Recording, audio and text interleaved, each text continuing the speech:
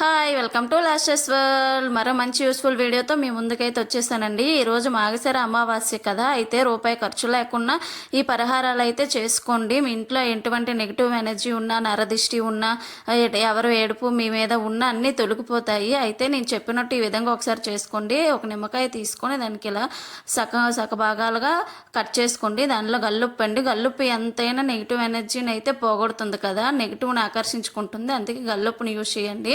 ఇలాగా గల్లుప్పులు తీసుకొని దాని మీద పసుపు కుంకాలతో బొట్లు పెట్టుకోండి. అయితే ఇది కొంచెం ఏదైనా ప్లేట్లోని ఇత్తడి ప్లేట్లో లేదా రాగి ప్లేట్లో వేసుకొని కొంచెం పసుపు కుంకుమతో నీళ్ళు అయితే ఇలా చేసుకోండి. దాన్ని అయితే కొంచెం గల్లుప్పు ఆ వాటర్లో వేసుకొని దానిపైన మనం ప్రిపేర్ చేసుకున్న నిమ్మకాయని అయితే పెట్టుకొని ఆ నిమ్మకాయ పైన ఒక ఆరతి బిళ్ళను పెట్టుకోండి. తర్వాత ఇలాగ అగ్గిపుల్లతో వెలిగించుకోవాలి. మనం ఎక్కువగా బీరువాలో డబ్బులు కానీ బంగారం కానీ వెండి కానీ దాచుకుంటాం కదా, అక్కడైతే దిష్టి తీయాలండి. ఎంత నరదిష్టి ఉన్నా పోతుంది.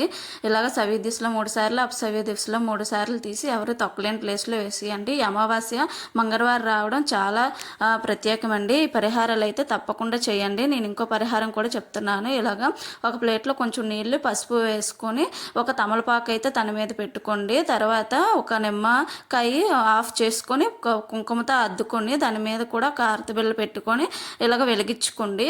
ఇది మన సింహద్వారం దగ్గర అయితే దిష్టి తీస్తే చాలా మంచిదండి. ఎటువంటి నరదిష్టి ఉన్నా, ఇతరుల వేడుపు మన పైన ఉన్నా, ఎంత నెగిటివ్ ఎనర్జీ ఉన్నా పోతుంది. ఇలా ఒకసారి చెయ్యండి. ఈరోజు సాయంత్రం లోపు ఈ పరిహారం చేసి రిజల్ట్ అయితే చూస్తారు. మనం ఏ పని చేసినా నమ్మకంతో చెయ్యాలి కదా, అలాగే నమ్మకంతో చెయ్యండి. మీకైతే మంచి రిజల్ట్ అయితే వస్తుంది.